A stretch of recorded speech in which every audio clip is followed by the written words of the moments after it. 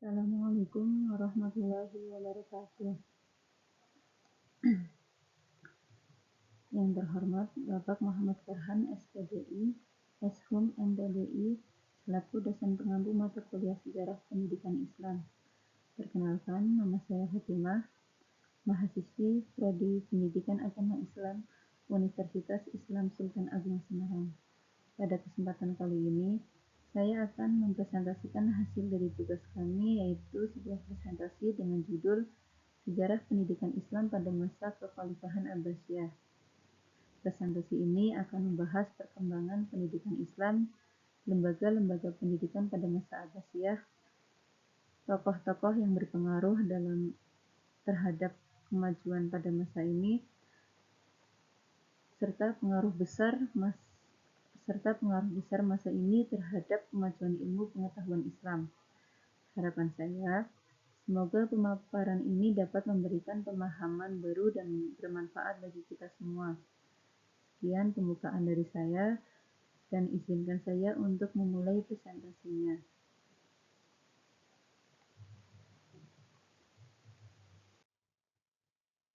Yang pertama yaitu pendahuluan. Pada masa awal perkembangan peradaban Islam, pendidikan memiliki posisi yang sangat penting dan menjadi salah satu faktor utama kemajuan masyarakat. Perkembangan pendidikan ini terlihat jelas pada berbagai periode kekhalifahan, dan salah satu masa yang dianggap sebagai masa keemasan dalam sejarah Islam adalah masa kekhalifahan Bani Abbasiyah. Dinasti Abbasiyah berkuasa dari tahun 750 hingga 1250 Masehi, dan selama lebih dari 5 abad tersebut, umat Islam mencapai puncak kejayaan dalam berbagai bidang, terutama dalam bidang ilmu pengetahuan. Para Khalifah Abbasiyah dikenal memiliki perhatian yang sangat besar terhadap perkembangan ilmu. Mereka memahami bahwa kemajuan sebuah peradaban bergantung pada kualitas pendidikan dan ilmu pengetahuan yang dimiliki oleh rakyatnya. Oleh karena itu, para khalifah memberikan dukungan yang luas kepada para ulama, ilmuwan, dan cendekiawan. Dukungan tersebut tidak hanya berupa moral, tetapi juga dalam bentuk nyata, seperti pembangunan lembaga-lembaga pendidikan, perpustakaan, serta pusat penerjemahan dan pusat penelitian. Salah satu bukti konkret perhatian besar tersebut adalah berdirinya Bait Al-Hikmah atau Rumah Kebijaksanaan yang menjadi pusat ilmu paling terkenal pada masa Abbasiyah. Di tempat ini, para ilmuwan dari berbagai negara dan latar belakang bekerja sama untuk menerjemahkan, meneliti, dan mengembangkan berbagai karya ilmu pengetahuan. Inilah yang kemudian mendorong lahirnya banyak ilmuwan besar dan karya intelektual yang berpengaruh, tidak hanya bagi dunia Islam tetapi juga bagi dunia Barat. Oleh karena itu, masa kekhalifahan Abbasiyah dapat disebut sebagai masa ketika pendidikan Islam mengalami kemajuan yang sangat pesat. Banyak penemuan, karya tulis, serta hasil penelitian dari masa ini yang menjadi dasar perkembangan ilmu pengetahuan modern. Kemajuan ini menegaskan bahwa perhatian terhadap pendidikan dan ilmu merupakan faktor penting yang menjadi penolong kejayaan peradaban. Untuk selanjutnya yaitu masuk ke pembahasan. Yang pertama, kondisi politik, sosial, dan budaya pada masa kekhalifahan Abbasiyah. Pada masa Bani Abbasiyah, hingga berlangsung dari tahun 750 sampai 1258 Masehi, dunia Islam memasuki salah satu periode paling gemilang dalam sejarah peradabannya.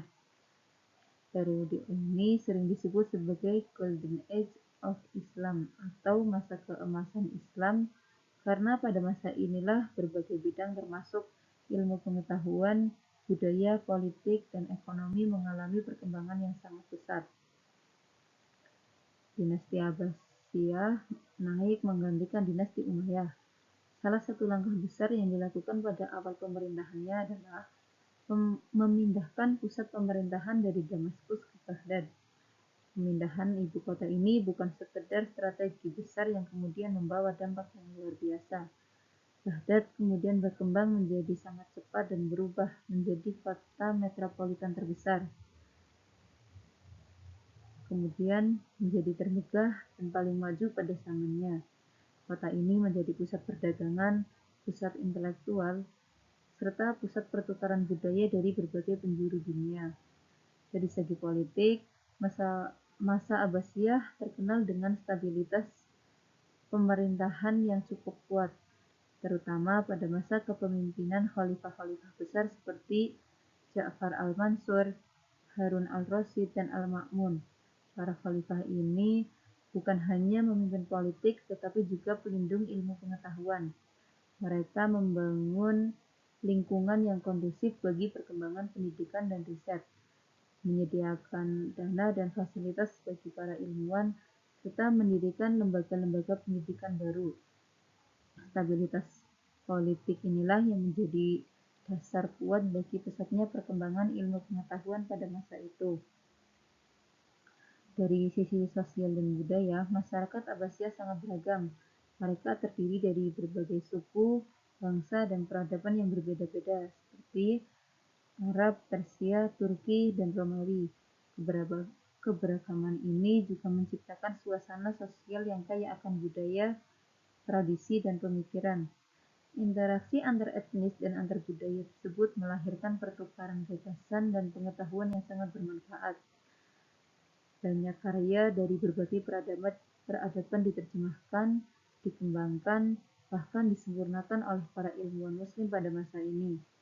Keanekaragaman dalam masyarakat Abbasiyah inilah yang kemudian mempengaruhi perkembangan pendidikan Islam, karena setiap peradaban membawa kontribusinya masing-masing.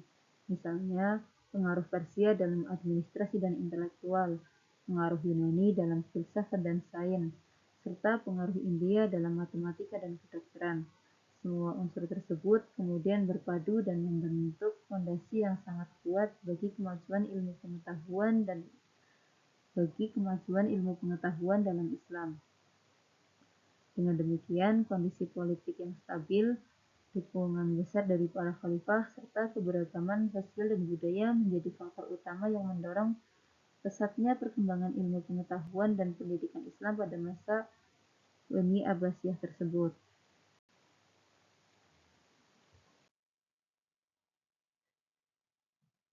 Selanjutnya, sistem pendidikan Islam pada masa Abbasiyah meliputi pendidikan formal dan pendidikan non-formal.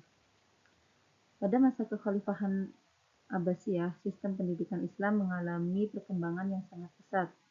Pendidikan pada masa ini terbagi menjadi dua bentuk, yaitu pendidikan formal dan pendidikan non-formal.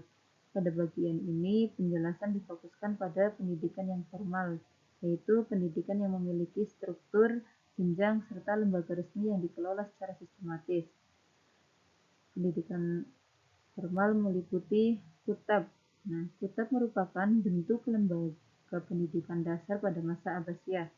Lembaga ini berfungsi seperti sekolah dasar pada masa sekarang. Di kutab, para siswa yang umumnya anak-anak belajar membaca, menulis, serta menghafal Al-Quran. Selain itu, beberapa kutab juga mulai mengajarkan dasar-dasar tata bahasa Arab dan juga belajar tentang akhlak. Kutab menjadi lembaga pendidikan yang sangat penting karena menjadi tahap awal pembentukan kemampuan literasi dan pemahaman agama. Dengan pendidikan dasar yang kuat dari kutab, masyarakat ketika itu lebih siap melanjutkan ke jenjang pendidikan yang lebih tinggi. Kedua, yaitu masjid. Selain sebagai tempat ibadah, masjid juga berperan sebagai pusat pendidikan pada masa Abbasiyah. Masjid menjadi tempat berkumpulnya para ulama, pelajar, dan masyarakat umum yang ingin belajar memperdalam ilmu agama maupun ilmu umum. Di masjid, kegiatan belajar biasanya berbentuk halaqah, yaitu pengajaran melingkar di mana seorang guru menyampaikan materi dan murid mendengarkan serta mencatatnya. Ilmu yang dipelajari juga tidak hanya terbatas pada ilmu agama saja, tetapi ia juga mencakup ilmu bahasa, ilmu filsafat, kedokteran, matematika, serta ilmu pengetahuan dan umum lainnya. Peran masjid sebagai pusat pendidikan menjadikannya tempat yang terbuka bagi siapapun yang ingin menuntut ilmu tanpa memandang latar belakang sosial. Yang ketiga yaitu madrasah. Ini merupakan lembaga pendidikan formal yang lebih terstruktur serta memiliki kurikulum yang lebih lengkap. Pada masa Abbasiyah, madrasah menjadi pusat pendidikan tinggi mirip seperti universitas zaman sekarang. Di madrasah, para pelajar mempelajari berbagai bidang ilmu seperti ilmu agama, bahasa Arab, ilmu akhlak, serta berbagai ilmu rasional seperti matematika, logika, kedokteran, dan ilmu filsafat.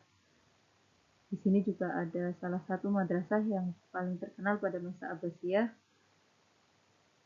yang bernama Madrasah Nizamiyah. Madrasah ini didirikan oleh Nizam al-Mulk, seorang tokoh penting dalam pemerintahan Abbasiyah.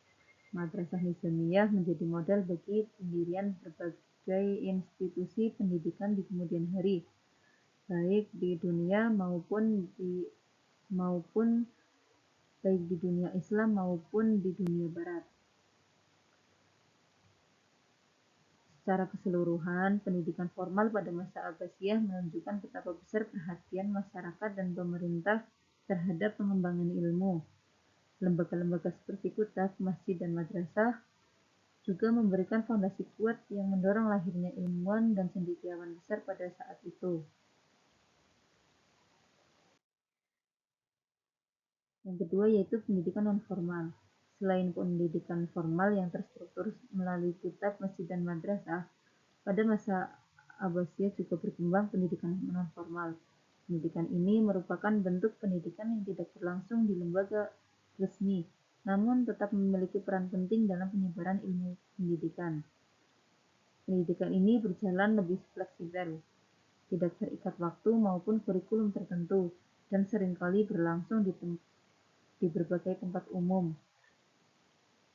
Di sini juga ada bentuk-bentuk madrasah, bentuk-bentuk pendidikan non-formal antara lain yaitu pertama majelis ilmu atau halaqah.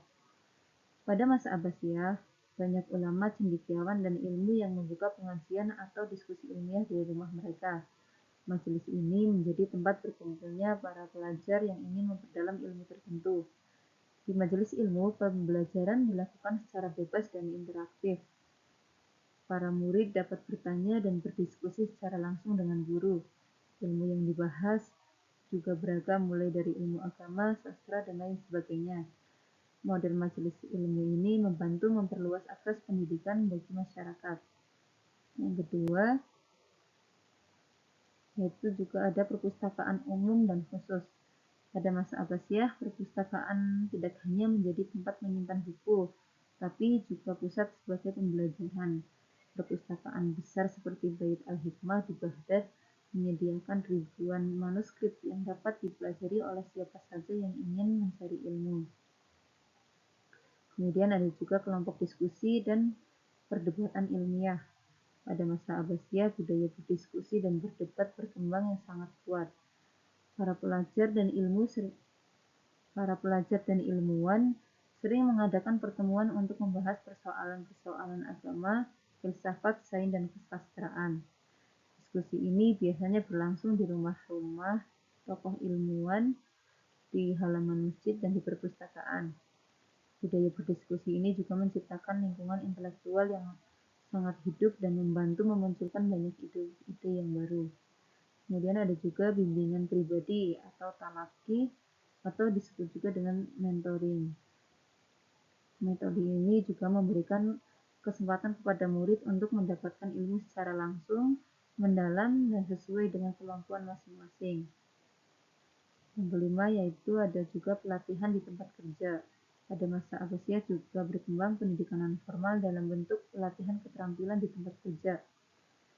Banyak keahlian seperti perdagangan, pertukangan, seni, dan kedokteran dipelajari melalui praktik langsung.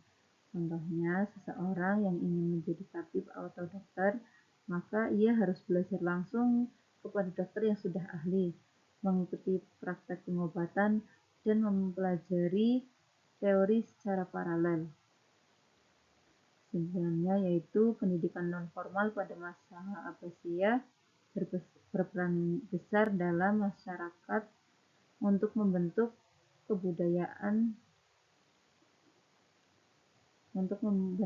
budaya keilmuan masyarakat dengan berbagai bentuk mulai dari ilmu hingga perpustakaan. Pendidikan ini membuat ilmu pengetahuan dapat diakses oleh masyarakat luas, tidak hanya mereka yang bersekolah di formal saja.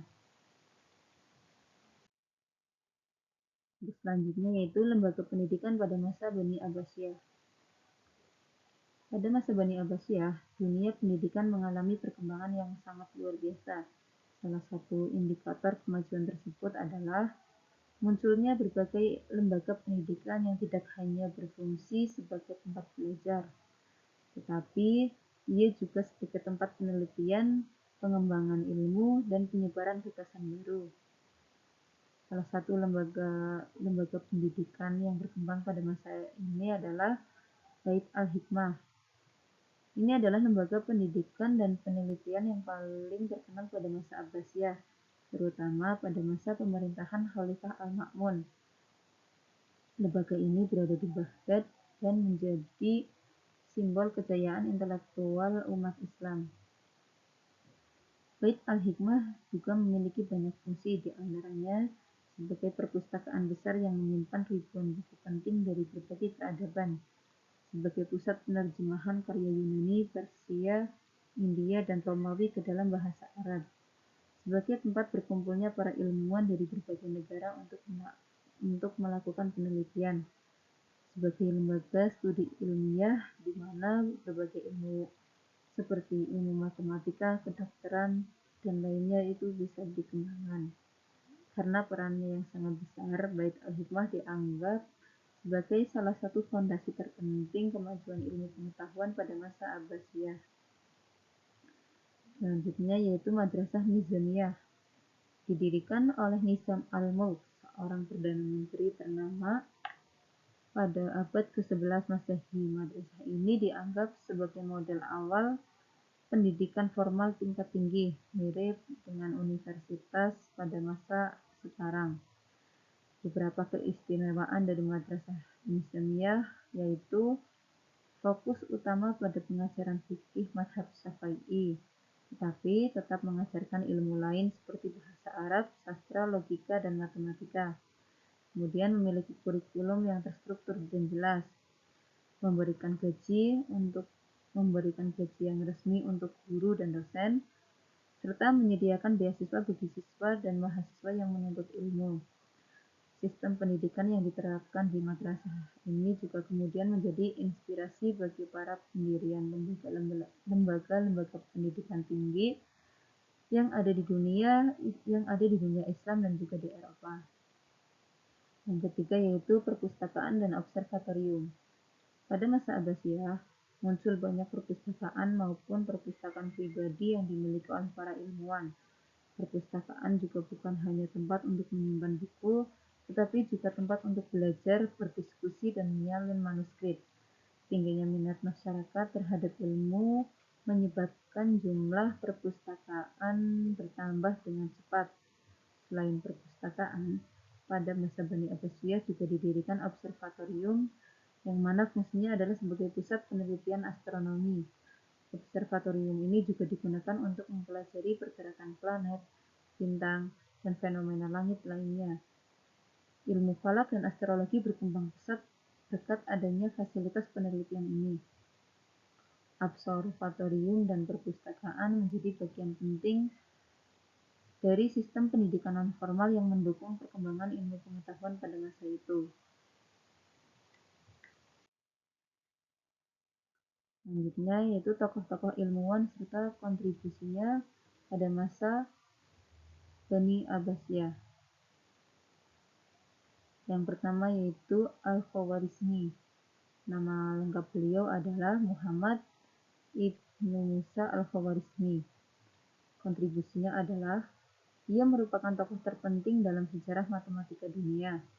Ia dikenal sebagai Bapak Aljabar karena melalui karyanya berjudul Al-Kitab Al-Mukhtasar fi Hisab Al-Jabr wal Muqabalah, ia memperkenalkan sistem aljabar secara sistematis.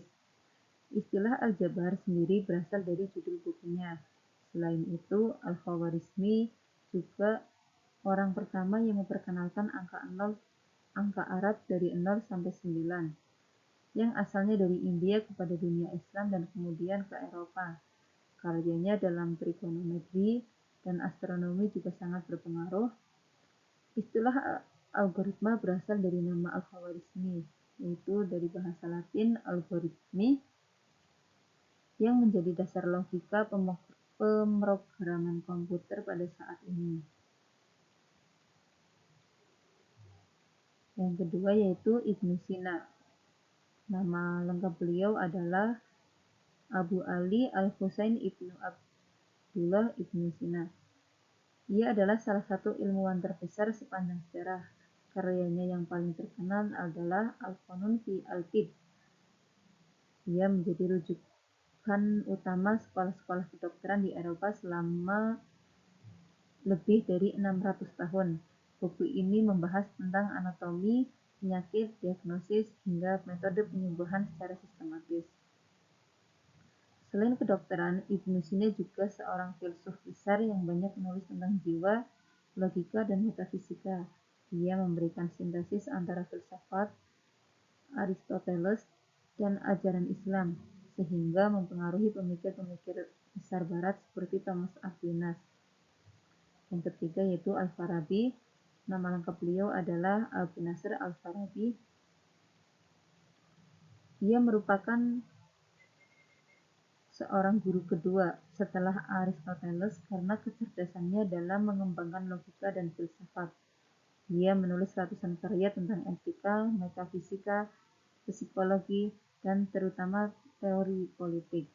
Dalam bukunya Ara Ahl al-Madinah Al-Fadilah atau Pandangan Penduduk Negara Utama, Al-Farabi juga menggambarkan konsep negara ideal yang dipimpin oleh pemimpin bijaksana dan berakhlak.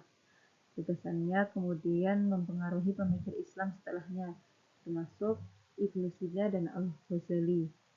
Selain filsafat, Al-Farabi juga ahli musik dan menulis teori musik yang sangat maju pada masanya. Yang keempat yaitu Ibnu Haytham. Nama lengkap beliau adalah Abu Ali Al-Hasan Ibnu Al-Haytham.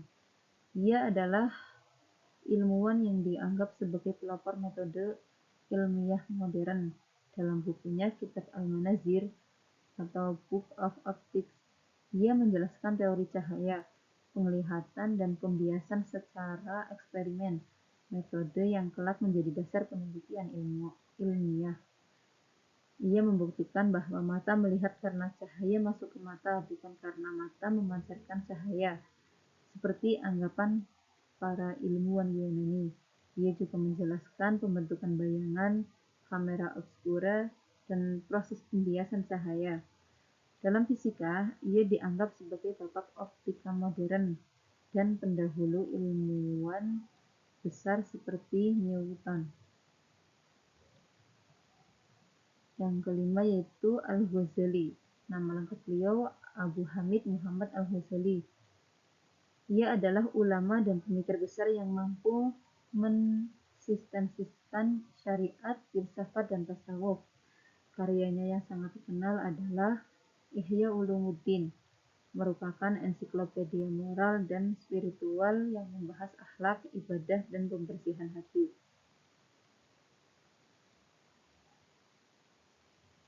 Ia juga menulis Tahafut al-Falasifah, sebuah kritik terhadap para filsuf yang menurutnya menyimpang. Karya ini mengguncang dunia filsafat dan memunculkan diskusi besar antara teologi dan filsafat. Al-Ghazali berhasil menempatkan tasawuf sebagai bagian penting dari ajaran Islam yang sahih, sehingga dimasukkan ke dalam pendidikan formal pada masa-masa berikutnya.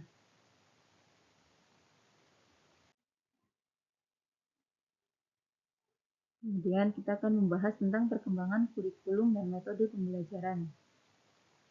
Yang pertama, ilmu agama. Kurikulum ini menekankan pada studi fundamental keagamaan, yaitu Al-Quran. Meliputi Al-Quran, hadis, atau studi tentang perkataan, perbuatan, dan persetujuan Nabi Muhammad. Fikih, jurisprudensi Islam atau hukum taktis. Tafsir, jurisprudensi Islam atau hukum taktis. Tafsir, eksplorasi mendalam dan interpretasi makna Al-Quran. Kemudian ada juga ilmu bahasa yang mencakup aspek linguistik sangat penting untuk memahami sumber-sumber agama dan komunikasi ilmiah. Dalam ilmu bahasa mencakup adanya nahwu, sorof, dan sastra. Kemudian ada juga ilmu rasional. Kurikulum ini juga memasukkan ilmu-ilmu berbasis nalar dan observasi seperti filsafat, matematika, astronomi, kedokteran, serta kimia. Kemudian ilmu terapan. Ilmu terapan juga bentuk-bentuknya yaitu ada teknik, geografi, dan musik.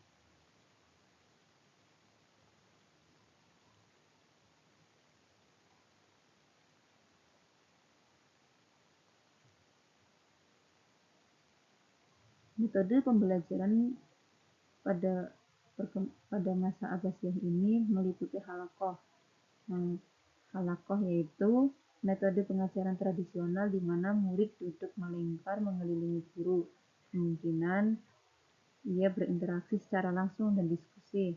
Kemudian ada debat ilmiah atau munazarah, digunakan untuk menguji dan memperdalam pemahaman siswa terhadap materi pelajaran dengan cara berdiskusi dan berargumentasi secara terstruktur.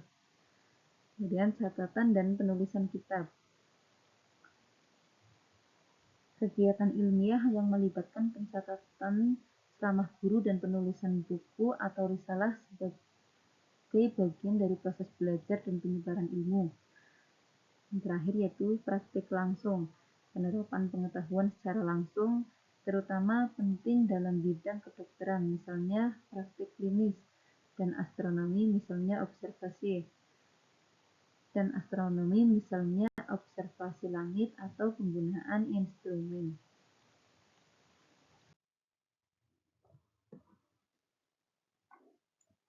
Selanjutnya yaitu dampak perkembangan pendidikan pada masa Abbasiyah.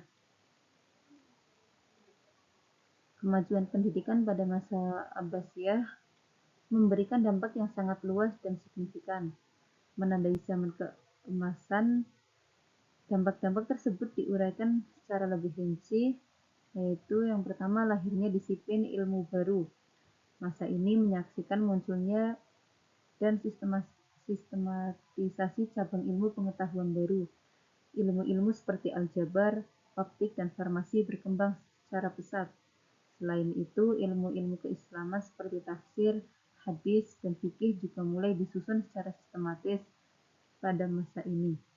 Perkembangan sains dan teknologi yang mempengaruhi dunia barat. Kemajuan ini sangat dipengaruhi oleh gerakan penerjemahan besar-besaran, terutama di pusat ilmu pengetahuan seperti Baitul Hikmah di Baghdad yang berfungsi sebagai perpustakaan dan pusat penelitian. Banyak karya ilmiah Yunani, Persia, dan India diterjemahkan ke dalam bahasa Arab, yang kemudian diterjemahkan ke dalam bahasa Latin dan memenuhi Renaissance di dunia Barat. Terbentuknya tradisi intelektual Islam yang harus hidup. Dukungan kuat dari pemerintah seperti pada masa Khalifah Al-Ma'mun memungkinkan tradisi intelektual ini berkembang. Ketekunan, kesabaran, dan kesungguhan dalam menuntut ilmu menjadi etos yang kuat, meninggalkan warisan intelektual yang hidup hingga kini. Kemudian yang terakhir adalah penguatan sistem pendidikan formal. Banyak sekolah atau madrasah didirikan di berbagai kota dan desa. Memperkuat sistem pendidikan formal dengan kurikulum yang terstruktur. Hal ini juga memungkinkan lebih banyak anak dan pemuda mengakses pendidikan dan menuntut ilmu pengetahuan. Penyebaran ilmu ke berbagai wilayah Islam. Ilmu pengetahuan yang berkembang tidak hanya berpusat di Baghdad, tapi juga menyebar luas ke wilayah-wilayah lain dalam dunia Islam, seperti Andalusia, Persia, dan India, menciptakan jaringan intelektual yang sangat luas.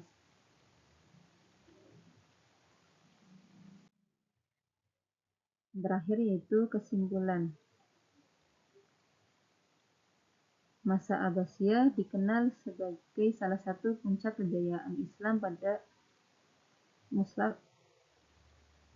Masa Abbasiyah dikenal sebagai salah satu puncak kejayaan dalam sejarah pendidikan dan peradaban Islam pada masa ini.